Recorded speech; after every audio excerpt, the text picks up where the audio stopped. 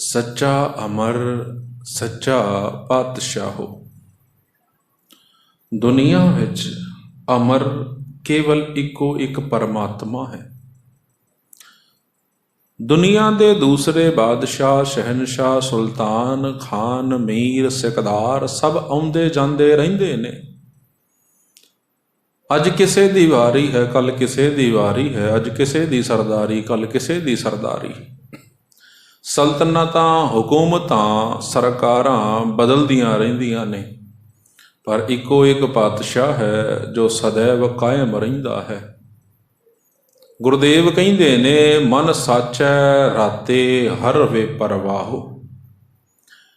जिन्हां दा मन उस नाल जुड़ जांदा है, जिन्हां दा मन उस नाल रच जांदा है, जो ओ हरि परमात्मा है वे परवाहो।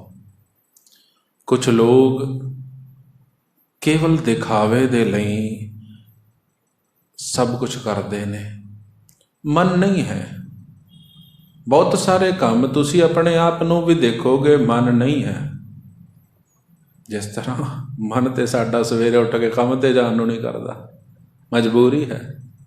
मन तो बच्चों का स्कूल जाण नूं नहीं करता, पर जाते ने। सच्ची दसां ते मन तो रोटी पकाउण दा भी नहीं करता, पर की करिए, भुखे रह के किवें गुजारा करांगे। ये सारे सियाणे नहीं करता, पर असी इस करके करते हाँ कि जेकर ना खादा तो की बनेगा। कमाण असी इस करके जाने हाँ कि जे ना कमाया तो की बनेगा। बच्चों का दिल नहीं है पढ़न नूं भेजण दा, जाण दा, पर वो जाते ने ते असी भेजते हैं, क्योंकि जे ना पढ़े तो की होएगा। ये जो साडे अंदर ख्याल है ना, जे ना कीता तो की होएगा, असी सब कुछ डर दे मारे करते हैं। सानू डर है भी मजबूरी है, रोटी तो पकानी पवेगी, मजबूरी है रोटी तो कमानी पवेगी, तो मजबूरी है रोटी कमाना सीखना भी पड़ेगा। पढ़ाई रोटी कमानी सिखाउंदी है, पढ़न तो बाद रोटी कमानी पैंदी। हुण कमा लईए तो खानी भी पैंदी है, पर साडा मन किसी चीज़ विच नहीं है। मन तो कुछ होर ही चाहता है, मन दियां ख्वाहिशां ही अलग ने। पर साहिब कहते ने, दुनियावी तौर पर तुहाडा मन किसी काम विच होवे ना होवे, तुसी कर रहे हो, फिर भी गुजारा हो जाता है। हुण तुहाडा नहीं मन है रोटी पकाउण दा, पर पका रहे हो तो खा तो लओगे ही ना। हुण तुहाडा मन नहीं है काम ते जाण दा, बेचारे कंपनी वाले की करनगे, तुहानूं तनख्वाह ते देणगे ही ना। बच्चे का मन नहीं है स्कूल जाण दा, जा ही रहा है, तो टीचर 2-4 नंबर ते दे देवेगा। दुनियावी तल ते तुहाडा मन किसी चीज़ विच नहीं है, तां भी गुजारा हो सकता है। पर बंदगी विच, इबादत विच, भगती विच तुहाडा शरीर बैठा है, मन नहीं जुड़िया, तो वह दाता कुछ नहीं दे सकेगा। क्योंकि इत्थे मन दियां धारां जुड़दियां ने, तां उहदे जरिए तुहाडे तक कुछ पहुँचदा है। लोग कहिंदे ने, मैं ते पढ़िया, मैं ते पाठ करिया, मैनूं नहीं कुछ मिलिया, तो मैं की करां। दुनियावी तल ते असी तन दे तौर ते कुछ दिंदे आ, फिजिकली जिहड़ी टचिंग है उहदे अकॉर्डिंग असी कुछ डिसाइड करते हाँ। सोचो जब तक टच नहीं होवेगा किवें कुछ मिलेगा। मन उस उन्मन दे विच बैठ के परमात्मा दा जद ध्यान करता है, जब तक ध्यान नहीं जुड़ेगा केवल उस नाल वो कुछ नहीं दे सकेगा। तार देखिया ने ज़्यादा पुरानियां हो जाण ना ते करंट नहीं आउंदा, क्योंकि उन्हां दे विच थोड़ा प्रॉब्लम आ जाती है, वायर शॉर्ट हो जाती है। जब वायर शॉर्ट हो गई, तुसीं खोल के देखोगे वो वायर तो वैसे दी वैसी है, पर टुट के अलग हो गई है। जरा क जोड़दे आ करंट आ जाता है, जबकि वो नाल लगियां ने। शॉर्ट वायरस नूं तुसीं देखोगे ज़्यादा उन्हां दे विच कोई डिफरेंस नहीं होंदा, उत्थे ही होंदियां ने, पर बस इतना सा ही फर्क है। परमात्मा दे तल ते इतना जा फर्क भी बहुत ज़्यादा होंदा है। मन जुड़िया नहीं कि परमात्मा तुहाडे विच उतरिया नहीं, ते मन टुटिया नहीं कि परमात्मा तुहाडे अंदरों गया नहीं। ਸਾਹਿਬ ਕਹਿੰਦੇ ਨੇ ਮਨ ਸਾਚੈ ਰਾਤੇ ਹਰ ਵੇ ਪਰਵਾਹੋ, ਜਿਨ੍ਹਾਂ ਦਾ ਮਨ ਉਹ ਸੱਚੇ ਪਰਮਾਤਮਾ ਨਾਲ ਮਿਲ ਗਿਆ, ਸੱਚੇ ਮਹਿਲ ਸੱਚ ਨਾਮ ਸਮਾਹੋ। ਉਸ ਸੱਚੇ ਪਰਮਾਤਮਾ ਦੇ ਮਹਿਲ ਵਿੱਚ ਸੱਚ ਨਾਮ ਦੇ ਜ਼ਰੀਏ ਸਮਾ ਜਾਂਦੇ ਨੇ। ਉਸ ਵਿੱਚ ਸਮਾਉਣ ਦਾ ਤਰੀਕਾ ਹੈ, ਉਸ ਵਿੱਚ ਜੁੜਨ ਦਾ ਤਰੀਕਾ ਹੈ ਕਿ ਉਸ ਨੂੰ ਪੁਕਾਰਿਆ ਜਾਏ, ਉਸ ਨੂੰ ਜਪਿਆ ਜਾਏ, ਮੇਰੀ ਤੇ ਉਸ ਦੀ ਦੂਰੀ ਨੂੰ ਮਿਟਾਇਆ ਜਾਏ। ਜੋ ਸਾਡੇ ਵਿੱਚ ਡਿਫਰੈਂਸਸ ਨੇ, ਡਿਸਟੈਂਸ ਨੇ, ਉਹਨਾਂ ਨੂੰ ਹਟਾਇਆ ਜਾਏ, ਆਪਣੇ ਆਪ ਨੂੰ ਉਸ ਦੇ ਨੇੜੇ ਲਿਆ ਜਾਏ। ਤੇ ਗੁਰਬਾਣੀ ਉਸ ਦੇ ਨੇੜੇ ਜਾਣ ਦਾ ਜੋ ਉਪਰਾਲਾ ਦੱਸਦੀ ਹੈ ਉਹ ਹੈ ਸਤਿਨਾਮ ਸਮਾਹੋ। ਵਾਹਿਗੁਰੂ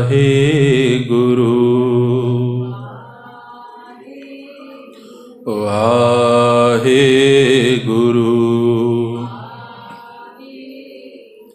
ਸਾਹਿਬ ਕਹਿੰਦੇ ਨੇ ਸੁਣ ਮਨ ਮੇਰੇ ਸ਼ਬਦ ਵਿਚਾਰ। ਇਹ ਮੇਰੇ ਮਨ ਸੁਣ, ਸ਼ਬਦ ਦੀ ਵਿਚਾਰ ਨੂੰ ਸੁਣ। ਤੇ ਸ਼ਬਦ ਦੀ ਵਿਚਾਰ ਕੀ ਹੈ? ਰਾਮ ਜਪਹੁ ਭਵ ਜਲ ਉਤਰਹੁ ਪਾਰ। ਤੂੰ ਕੇਵਲ ਰਾਮ ਦੇ ਨਾਮ ਨੂੰ ਜਪ, ਤੂੰ ਇਸ ਸੰਸਾਰ ਵਿੱਚੋਂ ਪਾਰ ਹੋ ਜਾਵੇਂਗਾ। ਪਰ ਅਸੀਂ ਹੋਰ ਤੇ ਬਹੁਤ ਕੁਝ ਕਰ ਲੈਂਦੇ ਹਾਂ, ਪਰ ਜਪਣ ਵੇਲੇ ਸਾਨੂੰ ਸ਼ਾਇਦ ਥੋੜ੍ਹੀ ਕਠਿਨਾਈ ਹੁੰਦੀ ਹੈ। ਥੋੜ੍ਹੀ ਨਹੀਂ, ਬਹੁਤੀ ਕਠਿਨਾਈ ਹੁੰਦੀ ਹੈ। ਤੁਸੀਂ ਰੋਜ਼ ਇੱਥੇ ਗੁਰਦੁਆਰੇ ਆਉਂਦੇ ਹੋ, ਤੁਹਾਨੂੰ ਵੀ ਪਤਾ ਹੈ ਇੱਥੋਂ ਜਾ ਕੇ ਵਾਪਸ ਇੱਥੇ ਆ ਕੇ ਵਾਹਿਗੁਰੂ ਕਹਿ ਹੁੰਦਾ। ਘਰ ਦੇ ਕੰਮ ਕਾਰ, ਹੋਰ ਦੁਨੀਆਵੀ ਕੰਮ ਧੰਦੇ ਤੁਹਾਨੂੰ ਇੱਧਰਲੇ ਪਾਸੇ ਨਹੀਂ ਆਉਣ ਦਿੰਦੇ। ਇੱਥੇ ਹੀ ਆ ਕੇ ਚੇਤੇ ਆਉਂਦਾ, ਇੱਥੇ ਹੀ ਆ ਕੇ 2 ਮਿੰਟ ਪਰਮਾਤਮਾ ਦੇ ਨਾਲ ਜੁੜਨ ਦਾ ਨਸੀਬ ਹੁੰਦਾ। ਇੱਥੋਂ ਜਾ ਕੇ ਫਿਰ ਅਸੀਂ ਦੁਨੀਆ ਵਿੱਚ ਖੋ ਜਾਂਦੇ ਹਾਂ।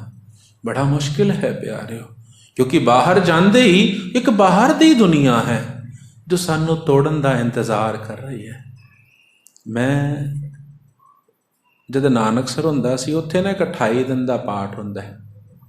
ਉੱਥੇ 28 ਦਿਨ ਤੁਸੀਂ ਰਹਿਣਾ ਹੈ, ਤੁਹਾਡੇ ਤੱਕ ਬਾਹਰ ਦੀ ਕੋਈ ਖਬਰ ਨਹੀਂ ਪਹੁੰਚੇਗੀ, ਨਾ ਕੋਈ ਫੋਨ ਅਲਾਉਡ ਹੈ, ਨਾ ਕੋਈ ਨਿਊਜ਼ਪੇਪਰ, ਇੱਥੋਂ ਤੱਕ ਕਿ ਬਾਹਰਲੇ ਬੰਦਿਆਂ ਦੀ ਆਵਾਜ਼ ਤੱਕ ਤੁਹਾਨੂੰ ਨਹੀਂ ਸੁਣੇਗੀ। ਉਤਨੇ ਹੀ ਬੰਦੇ ਤੁਹਾਡੇ ਨਾਲ ਰਹਿਣਗੇ। ਨਾ ਤੁਹਾਨੂੰ ਕੋਈ ਫੋਨ ਕਰ ਸਕੇਗਾ, ਨਾ ਆਵਾਜ਼ ਮਾਰ ਸਕੇਗਾ, ਨਾ ਤੁਸੀਂ ਇੰਟਰਨੈਟ ਯੂਜ਼ ਕਰ ਸਕਦੇ ਹੋ, ਨਾ ਟੀਵੀ, ਨਾ ਕੁਛ ਨਹੀਂ। ਉੱਥੇ ਟੋਟਲੀ ਦੁਨੀਆ ਨਾਲ ਡਿਸਕਨੈਕਟਡ। ਉੱਥੇ ਉਹ ਦਿਨ ਗੁਜ਼ਾਰਨ ਤੋਂ ਬਾਅਦ ਸ਼ੁਰੂ 'ਚ ਲੱਗਦਾ ਸੀ ਯਾਰ ਕਿਵੇਂ ਰਵਾਂਗੇ 28 ਦਿਨ। ਫੋਨ ਦੀ ਸਾਨੂੰ ਇਤਨੀ ਆਦਤ ਹੋ ਗਈ ਹੈ, ਨਿਊਜ਼ਪੇਪਰ ਦੀ, ਟੀਵੀ ਚੈਨਲ ਦੀ ਇਤਨੀ ਆਦਤ ਹੋ ਗਈ ਹੈ, ਨਹੀਂ ਗੁਜ਼ਾਰਾ ਹੁੰਦਾ। ਪਰ ਜਦ ਉੱਥੇ ਰਹੇ ਨਾ, ਉਹ 28 ਦਿਨ ਗੁਜ਼ਾਰੇ, ਦੁਨੀਆ ਨਾਲ ਬਿਲਕੁਲ ਟੁੱਟ ਗਏ ਸਨ। ਪਤਾ ਹੀ ਨਹੀਂ ਸੀ ਬਾਹਰ ਕੀ ਹੋ ਰਿਹਾ। ਅਤੇ ਬਾਬਾ ਜੀ ਕਹਿੰਦੇ ਸੀ, ਕਿਸੇ ਨੂੰ ਕਿਹਾ ਵੀ ਮੈਂ ਬਿਮਾਰ ਹਾਂ, ਮੈਨੂੰ ਹੋ ਗਿਆ, ਮੈਨੂੰ ਬਾਹਰ ਜਾਣ ਦਿਓ। ਬਾਬਾ ਜੀ ਨੇ ਬੜਾ ਸੋਹਣਾ ਜਵਾਬ ਦਿੱਤਾ, ਕਹਿੰਦਾ ਜੇ ਮਰ ਵੀ ਗਿਆ ਨਾ, ਇੱਥੇ ਦਫਨਾਵਾਂਗੇ ਅਤੇ ਭੋਗ ਪਏ ਦੇ ਬਾਹਰ ਕੱਢਾਂਗੇ। ਇੱਥੇ ਆਉਣ ਤੋਂ ਪਹਿਲਾਂ ਸੋਚ ਲਓ ਆਉਣਾ ਹੈ ਕਿ ਨਹੀਂ ਆਉਣਾ। ਜੇਕਰ ਇੱਥੇ ਆ ਗਏ ਨਾ, ਫਿਰ ਨਹੀਂ, ਫਿਰ ਤੇ ਭੋਗ ਪਏ ਦੇ ਬਾਹਰ ਕੱਢਾਂਗੇ।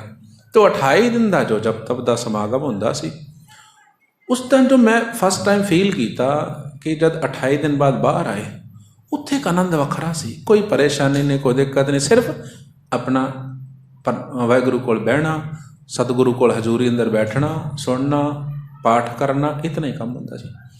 ਪਰ ਜਦ ਭੋਗ ਪਿਆ, ਬਾਹਰ ਆਏ, ਤੇ ਉਹ ਸਭ ਪਰੇਸ਼ਾਨੀ ਇੱਕਦਮ ਇਕੱਠੀਆਂ ਆ ਗਈਆਂ। ਘਰੇ ਇਹ ਨਹੀਂ ਹੈਗਾ, ਘਰੇ ਉਹ ਨਹੀਂ ਹੈਗਾ, ਉਹਦਾ ਉਹ ਹੋ ਗਿਆ, ਉਹਦਾ ਵਿਆਹ ਆ ਗਿਆ, ਉਹਦਾ ਭੋਗ ਪੈ ਗਿਆ, ਉਹਦਾ ਇਹ ਹੋ ਗਿਆ, ਇਤਨੀਆਂ ਸਾਰੀਆਂ ਪਰੇਸ਼ਾਨੀਆਂ। ਪਹਿਲੀ ਵਾਰੀ ਲੱਗਿਆ ਕਿ ਜ਼ਿੰਦਗੀ ਵੈਸੀ ਹੋਣੀ ਚਾਹੀਦੀ ਹੈ। ਉਸ ਨਾਲ ਜੁੜ ਕੇ ਉਸ ਜਦੋਂ ਟੁੱਟੇ ਨਾ, ਮੈਨੂੰ ਹੋਇਆ ਯਾਰ ਐਸੇ ਜ਼ਿੰਦਗੀ ਵਿੱਚ ਜ਼ਰੂਰ ਦਿਨ ਹੋਣੇ ਚਾਹੀਦੇ ਨੇ ਜਦ ਹਰ ਚੀਜ਼ ਤੋਂ ਟੁੱਟ ਕੇ ਅਸੀਂ ਪਰਮਾਤਮਾ ਨਾਲ ਜੁੜਨ ਦਾ ਯਤਨ ਕਰ ਸਕੀਏ। ਬਾਹਰ ਦੀ ਦੁਨੀਆ ਤੇ ਇੰਝ ਸਮਝ ਲਓ ਤੋੜਨ ਲਈ ਤਿਆਰ ਬੈਠੀ ਹੈ। ਅਸੀਂ ਜੁੜਨਾ ਹੈ ਉਸ ਦੇ ਨਾਲ, ਸੋ ਕੋਸ਼ਿਸ਼ ਕਰੋ ਸਵੇਰੇ ਸ਼ਾਮ ਜ਼ਰੂਰ ਜੁੜੀਏ। ਸਾਹਿਬ ਦੂਸਰੇ ਪਦੇ ਅੰਦਰ ਫਰਮਾਉਂਦੇ ਨੇ, ਭਰਮੇ ਆਵੇ ਭਰਮੇ ਜਾਏ। ਅਸੀਂ ਭਰਮ ਵਿੱਚ ਹੀ ਜੀ ਰਹੇ ਹਾਂ, ਭਰਮ ਵਿੱਚ ਹੀ ਆਏ ਹਾਂ, ਭਰਮ ਵਿੱਚ ਹੀ ਚਲੇ ਜਾਵਾਂਗੇ। ਅਤੇ ਭਰਮ ਵੀ ਨਾ ਬੜਾ ਪਿਆਰਾ ਜਿਹਾ ਹੁੰਦਾ। ਕੱਲ੍ਹ ਮੈਂ ਇੱਕ ਛੋਟੀ ਜਿਹੀ ਕਹਾਣੀ ਪੜ੍ਹ ਰਿਹਾ ਸੀ।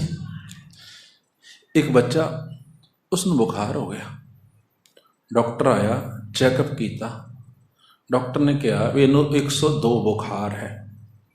ਕੱਲ੍ਹ ਤੱਕ ਬੱਚਾ ਹੱਸਦਾ ਖੇਡਦਾ ਸੀ, ਚਲੋ ਠੰਡ ਲੱਗ ਗਈ ਹੋਣੀ ਆ। ਪਰ ਡਾਕਟਰ ਨੇ ਜਦ ਆਖਿਆ ਵੀ 102 ਬੁਖਾਰ ਹੈ, ਬੱਚੇ ਦੇ ਹੋਸ਼ ਉੱਡ ਗਏ।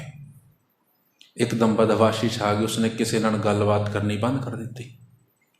ਡਾਕਟਰ ਨੇ ਉਸਨੂੰ ਦਵਾਈ ਦਿੱਤੀ, ਉਸਦੇ ਪਿਤਾ ਨੂੰ ਆਖਿਆ ਵੀ ਇਸ ਨੂੰ ਨਾ ਥੋੜ੍ਹੇ ਥੋੜ੍ਹੇ ਦੇਰ ਬਾਅਦ 3-3 4-4 ਘੰਟੇ ਬਾਅਦ ਦਿੰਦੇ ਰਹਿਣਾ, ਅਤੇ ਜੇਕਰ 104 ਤੋਂ ਬੁਖਾਰ ਥੱਲੇ ਹੈ ਫਿਰ ਤਾਂ ਇਹ ਘਰੇ ਠੀਕ ਹੋ ਜਾਏਗਾ, ਪਰ ਜੇਕਰ 104 ਤੋਂ ਉੱਪਰ ਗਿਆ ਫਿਰ ਹੌਸਪੀਟਲ ਐਡਮਿਟ ਕਰਨਾ ਪਵੇਗਾ। ਅਤੇ ਉਹ ਚਲਿਆ ਗਿਆ ਡਾਕਟਰ ਦਵਾਈ ਦੇ ਕੇ। ਉਸਦਾ ਪਿਤਾ ਉਸਦੇ ਸਿਰਹਾਣੇ ਬੈਠ ਗਿਆ।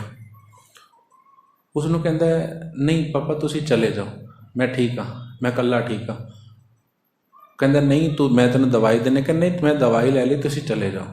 ਉਹ ਚਲਿਆ ਗਿਆ ਕੰਮ 'ਤੇ। ਦੁਪਹਿਰ ਨੂੰ ਉਹ ਆਇਆ ਦੇਖਣ ਵਾਸਤੇ ਕਿ ਬੱਚੇ ਦਾ ਕੀ ਹਾਲ ਹੈ। ਪਤਾ ਲੱਗਿਆ ਇਸਨੇ ਕਿਸੇ ਨੂੰ ਅੰਦਰ ਨਹੀਂ ਆਉਣ ਦਿੱਤਾ, ਕਿਸੇ ਨਾਲ ਗੱਲ ਨਹੀਂ ਕੀਤੀ, ਸਭ ਨੂੰ ਮਨਾ ਕਰ ਦਿੱਤਾ, ਮੈਂ ਕਿਸੇ ਨਾਲ ਗੱਲ ਵੀ ਨਹੀਂ ਕਰਨੀ। ਉਹ ਫੇਰ ਆ ਕੇ ਬੈਠਾ, ਬੱਚੇ ਕੀ ਗੱਲ ਹੈ, ਬੁਖਾਰ ਹੈ, ਠੀਕ ਹੋ ਜਾਏਗਾ।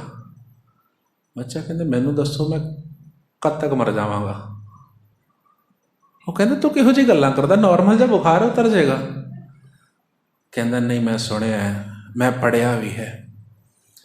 ਮੇਰੀ ਟੀਚਰ ਮੈਨੂੰ ਕੱਲ੍ਹ ਦੱਸ ਰਹੀ ਸੀ ਕਿ 45 ਡਿਗਰੀ ਜਦ ਹੋ ਜਾਏ ਨਾ ਉਸ ਤੋਂ ਬਾਅਦ ਬੰਦਾ ਮਰ ਜਾਂਦਾ ਹੈ। ਮੇਰਾ ਤਾਂ 102 ਹੋ ਗਿਆ।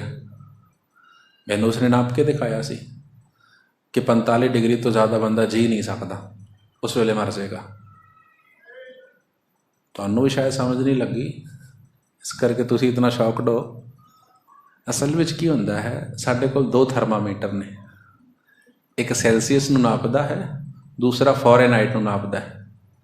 ਜਿਹੜਾ ਪਹਿਲਾ ਟੈਂਪਰੇਚਰ ਹੈ ਨੋਰਮਲ ਬੋਡੀ ਟੈਂਪਰੇਚਰ 37.5 ਡਿਗਰੀ, ਇਹ ਨੋਰਮਲ ਟੈਂਪਰੇਚਰ ਹੈ। ਜੋ ਫਾਰਨਹਾਈਟ ਵਾਲਾ ਨੋਰਮਲ ਟੈਂਪਰੇਚਰ ਹੈ ਉਹ 98.5 ਹੈ, 98.5, ਇੱਧਰ 37.5। ਉਸ ਨੂੰ ਟੀਚਰ ਨੇ ਸੈਲਸੀਅਸ ਵਾਲਾ ਦੱਸਿਆ ਸੀ ਕਿ ਜੇਕਰ 45 ਹੋ ਗਿਆ ਤਾਂ ਬੰਦਾ ਜੀ ਨਹੀਂ ਸਕਦਾ। ਬਿਲਕੁਲ ਠੀਕ ਗੱਲ ਹੈ। ਇੱਧਰ ਵੀ ਜੇਕਰ 98.5 ਤੋਂ 106 ਹੋ ਜਾਏ, ਬੁਖਾਰ ਜਿਸ ਨੂੰ 106 ਹੋ ਗਿਆ ਸ਼ਾਇਦ ਨਹੀਂ ਬਚਦਾ, ਇਤਨਾ ਹੀ ਡਿਫਰੈਂਸ ਹੈ। ਉਹਦਾ ਪਿਤਾ ਖਿੜਖਿੜਾ ਕੇ ਹੱਸਿਆ, ਉਸਨੂੰ ਦੋਨੇ ਥਰਮਾਮੀਟਰ ਲਾ ਕੇ ਦਿਖਾਏ ਕਿ ਇਹ ਫਾਰਨਹਾਈਟ ਵਾਲਾ ਹੈ, ਇਹ ਸੈਲਸੀਅਸ ਵਾਲਾ ਹੈ। ਤੇਰੀ ਟੀਚਰ ਨੇ ਤੈਨੂੰ ਸੈਲਸੀਅਸ ਵਾਲੇ ਥਰਮਾਮੀਟਰ ਦੇ ਅਕੋਰਡਿੰਗ ਦੱਸਿਆ ਸੀ, ਉਹਦੇ ਨਾਲ ਜੇ 45 ਹੋ ਜਾਂਦਾ ਤਾਂ ਸ਼ਾਇਦ ਨਾ ਹੁੰਦਾ, ਪਰ ਤੈਨੂੰ ਫਾਰਨਹਾਈਟ ਦੇ ਹਿਸਾਬ ਨਾਲ 102 ਡਿਗਰੀ ਹੈ ਅਤੇ ਤੈਨੂੰ ਕੁਛ ਨਹੀਂ ਹੁੰਦਾ। ਕਹਿੰਦੇ ਸੱਚੀ ਪਤਾ ਜੀ ਮੈਨੂੰ ਕੁਛ ਨਹੀਂ ਹੋਏਗਾ। ਕਹਿੰਦੇ ਹਾਂ ਨਹੀਂ ਹੋਏਗਾ, ਦੋਨੇ ਥਰਮਾਮੀਟਰ ਨੇ। ਇਤਨੀ ਦੇਰ ਸੀ, ਸੁਣਿਆ, ਥੋੜ੍ਹੀ ਦੇਰ ਬੱਚਾ ਖੇਡਿਆ, ਬੁਖਾਰ ਉਤਰ ਗਿਆ। ਪਰਮ ਐਸਾ ਹੀ ਹੁੰਦਾ ਪਿਆਰਿਓ, ਹੈ ਕੁਛ ਨਹੀਂ, ਬਸ ਇਹ ਸਿਰਫ ਇੱਕ ਗਲਤ ਇਨਫੋਰਮੇਸ਼ਨ ਹੈ ਸਾਡੇ ਕੋਲ, ਜੋ ਅਸੀਂ ਆਪਣੇ ਆਪ ਹੀ ਕ੍ਰੀਏਟ ਕਰ ਲਈਏ। ਅਸੀਂ ਆਪਣੇ ਆਪ ਹੀ ਬਣਾ ਲੈਂਦੇ ਹਾਂ ਕੁਛ ਵੀ।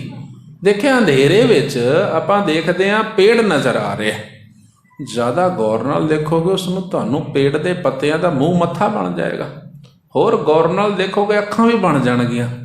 ਜ਼ਿਆਦਾ ਗੌਰ ਨਾਲ ਦੇਖੋਗੇ ਉਹਦੇ ਹੱਥ ਪੈਰ ਬਣ ਜਾਣਗੇ। ਥੋੜ੍ਹੀ ਦੇਰ ਹੋਰ ਦੇਖਦੇ ਰਹੋ, ਮੇਰਾ ਦਾਵਾ ਤੁਹਾਨੂੰ ਚੱਲ ਕੇ ਆਪਣੀ ਔਰ ਆਉਂਦਾ ਨਜ਼ਰ ਆਏਗਾ। ਇਹ ਭਰਮ ਹੈ, ਐਸਾ ਕੁਝ ਹੁੰਦਾ ਨਹੀਂ। ਅਤੇ ਸਾਡੀ ਜ਼ਿੰਦਗੀ ਭਰਮ ਵਿੱਚ ਹੀ ਗੁਜ਼ਰ ਰਹੀ ਹੈ। ਸਾਡੇ ਕੋਲ ਕੁਝ ਐਸਾ ਹੈ ਇਨਫੋਰਮੇਸ਼ਨ, ਗਲਤ ਇਨਫੋਰਮੇਸ਼ਨਸ, ਜਿਹਦੇ ਉੱਤੇ ਆਪਾਂ ਆਪਣੀ ਜ਼ਿੰਦਗੀ ਨੂੰ ਸਪੋਇਲ ਕਰ ਰਹੇ ਹਾਂ।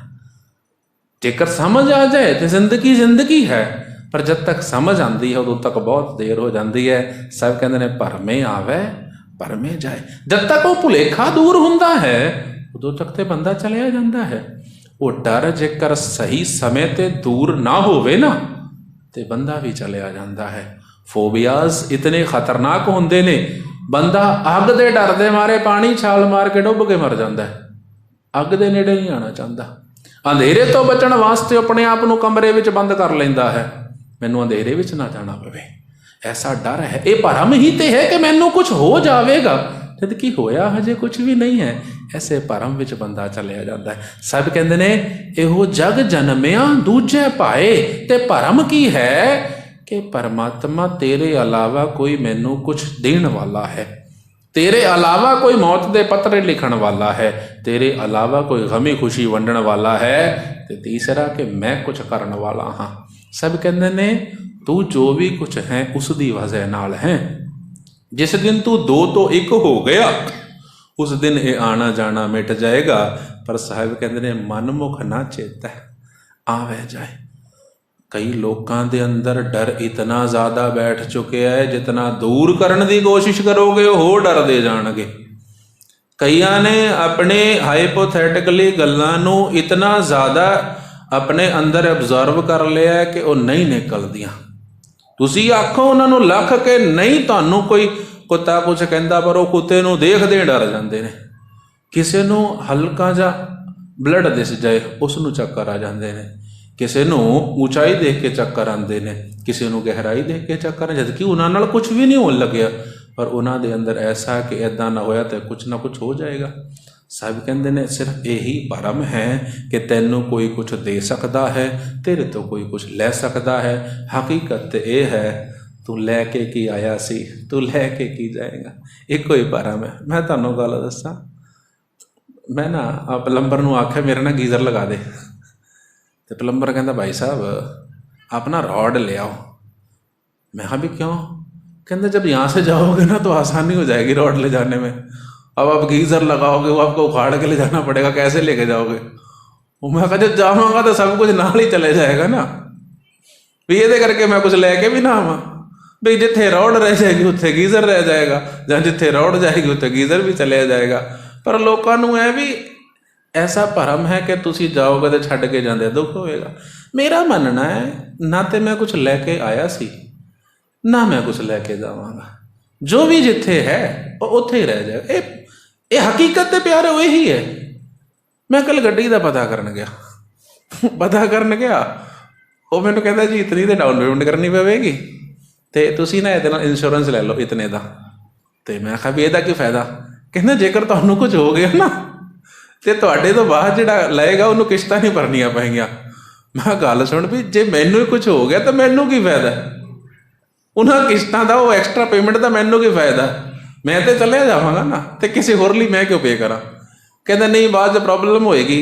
ਮੈਂ ਕਿਹਾ ਪ੍ਰੋਬਲਮ ਹੋਏਗੀ, ਜਿਹੜਾ ਇਤਨੇ ਦੀ ਗੱਡੀ ਲੈ ਰਿਹਾ ਤਾਂ ਕਿਸ਼ਤਾਂ ਤੇ ਭਰਨੀ ਬਣਦਾ, ਜੇਕਰ ਨਹੀਂ ਭਰ ਸਕਦਾ ਤਾਂ ਗੱਡੀ ਵੀ ਕਿਉਂ ਲੈਣੀ? ਮੇਰੇ ਮਰਨ ਦੇ ਫਾਇਦੇ ਮੈਨੂੰ ਦੱਸ ਰਹੇ। ਕੁਝ ਲੋਕ ਕਰਦੇ ਨੇ, ਤੁਹਾਨੂੰ ਇੰਸ਼ੋਰੈਂਸ ਏਜੰਟ ਤੁਹਾਨੂੰ ਇੱਦਾਂ ਦੇ ਮਿਲਣਗੇ ਕਿ ਜੀ ਤੁਹਾਨੂੰ ਇਹ ਹੋ ਜਾਏ ਤਾਂ ਤੁਹਾਨੂੰ ਉਹਨੂੰ ਮਿਲ ਜਾਏਗਾ। ਯਾਰ ਮੇਰੇ ਜਾਣ ਤੋਂ ਬਾਅਦ ਕਿਸੇ ਨੂੰ ਕੀ ਮਿਲ ਰਿਹਾ ਕੀ ਨਹੀਂ ਮਿਲ ਰਿਹਾ ਇਹਦੇ ਨਾਲ ਮੈਨੂੰ ਕੀ ਫਰਕ ਪੈਂਦਾ? ਪਰ ਲੋਕ ਸਮਝਾਉਂਦੇ ਤੁਹਾਨੂੰ ਨੇ। ਸਿਰਫ ਐਸਾ ਹੈ, ਇਹ ਭਰਮ ਹੈ ਇੱਕ ਤਰ੍ਹਾਂ ਦਾ ਕਿ ਐਸਾ ਹੋ ਜਾਏਗਾ ਤੇ ਵੈਸਾ ਹੋ ਜਾਏਗਾ।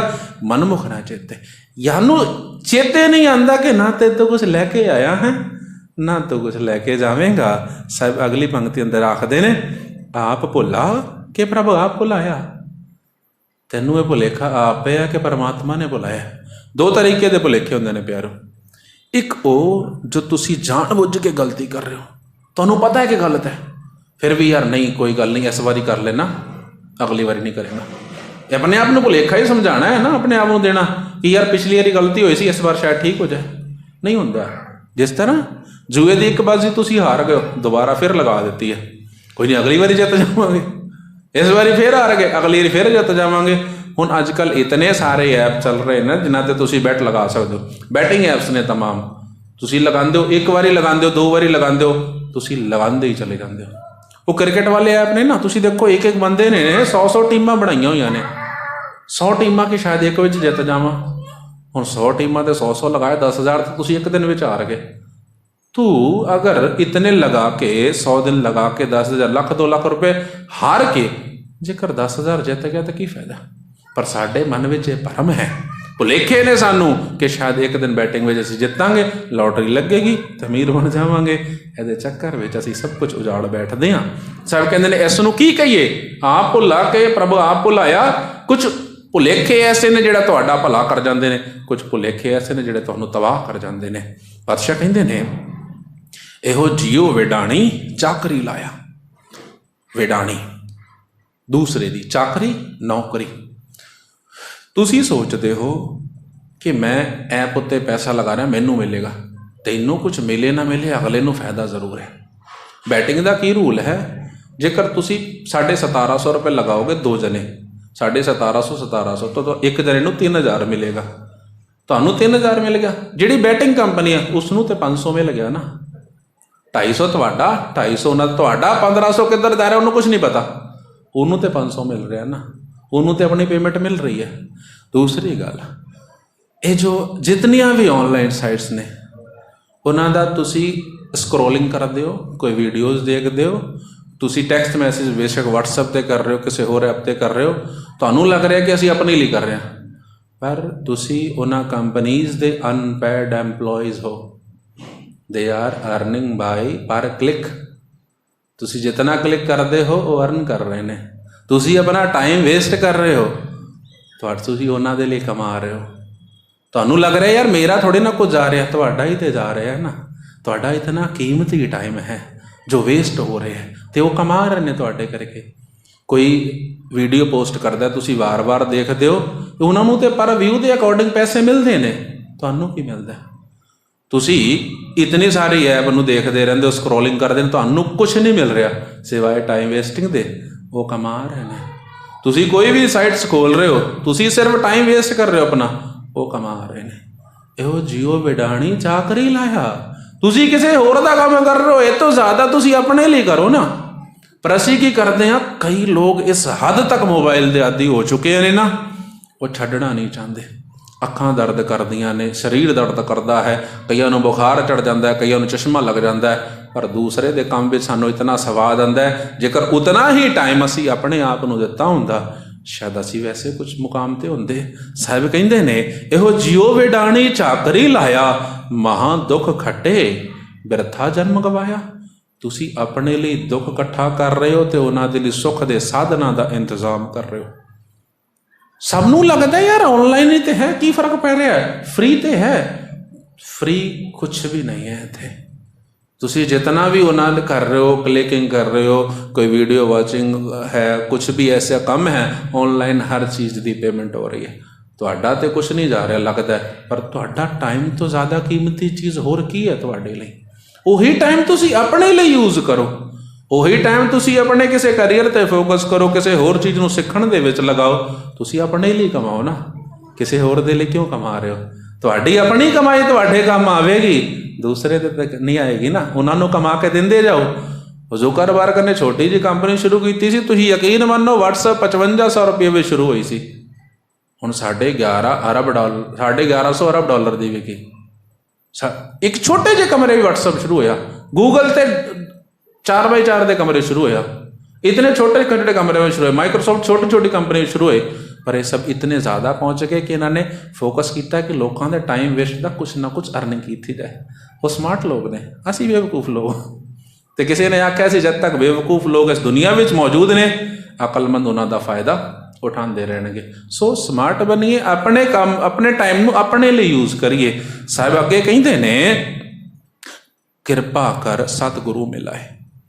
ਕੋਈ ਐਸਾ ਮਿਲ ਜਾਂਦਾ ਜੋ ਤੁਹਾਨੂੰ ਸਮਝ ਆਉਂਦਾ ਹੈ ਕਿ ਤੁਹਾਡੇ ਟਾਈਮ ਦੀ ਕੀਮਤ ਕੀ ਹੈ। ਸਤਿਗੁਰੂ ਤੁਹਾਨੂੰ ਸਹੀ ਰਸਤੇ 'ਤੇ ਲੈ ਕੇ ਆਉਂਦਾ ਹੈ। ਜੋ ਵੀ ਕੋਈ ਤੁਹਾਨੂੰ ਸਹੀ ਸਲਾਹ ਦੇ, ਜੋ ਤੁਹਾਨੂੰ ਜ਼ਿੰਦਗੀ ਦੇ ਅਸਲ ਮਾਇਨੇ ਸਮਝਾਏ, ਸਮਝ ਲੈਣਾ ਗੁਰੂ ਨਾਨਕ ਤੁਹਾਨੂੰ ਸਮਝਾ ਰਹੇ। ਕਿਉਂਕਿ ਗੁਰੂ ਵੀ ਕਿਸੇ ਸਿੱਖ ਦੇ ਵਿੱਚੋਂ ਹੀ ਬੋਲਦਾ ਹੈ, ਤੁਹਾਨੂੰ ਦੱਸਦਾ ਹੈ। ਪਰਮਾਤਮਾ ਹਰ ਕਿਸੇ ਦੇ ਅੰਦਰੋਂ ਬੋਲਦਾ ਹੈ, ਜੋ ਤੁਹਾਨੂੰ ਸਹੀ ਰਸਤੇ 'ਤੇ ਲੈ ਕੇ ਜਾਏ। ਸਮਝ ਲੈਣਾ ਉਸ ਦੇ ਅੰਦਰੋਂ ਪਰਮਾਤਮਾ ਬੋਲ ਰਿਹਾ ਹੈ। ਗੁਰਦੇਵ ਕਹਿੰਦੇ ਨੇ, ਏਕੋ ਨਾਮ ਚੇਤੇ ਵਿੱਚੋਂ ਭਰਮ ਚੁਕਾਏ। ਇੱਕ ਨਾਮ ਦੇ ਉੱਤੇ ਯਕੀਨ ਰੱਖੀਏ, ਆਪਣੇ ਕੰਮ ਉੱਤੇ ਫੋਕਸ ਕਰੀਏ। ਮੈਂ ਹਮੇਸ਼ਾ ਇਸ ਚੀਜ਼ ਨੂੰ ਦੋ ਚੀਜ਼ਾਂ ਵਿੱਚ ਡਿਵਾਈਡ ਕਰਦਾ, ਇਹ ਦੁਨੀਆ ਵੀ ਚੱਲਦੀ ਰਹੇ, ਉਹ ਦੁਨੀਆ ਦੀ ਵੀ ਤਿਆਰੀ ਹੁੰਦੀ ਰਹੇ। ਸਾਹਿਬ ਕਹਿੰਦੇ ਨੇ, ਨਾਨਕ ਨਾਮ ਜਪੇ ਨਾਉ ਨਉ ਨਿਤ ਪਾਏ। ਜੋ ਵੀ ਨਾਮ ਜਪਦਾ ਹੈ ਉਸ ਨੂੰ ਹਰ ਤਰ੍ਹਾਂ ਦੇ ਖਜ਼ਾਨੇ ਮਿਲ ਜਾਂਦੇ ਨੇ। ਜੋ ਵੀ ਆਪਣੇ ਕੰਮ ਉੱਤੇ ਫੋਕਸ ਕਰਦਾ ਹੈ ਉਸ ਨੂੰ ਵੀ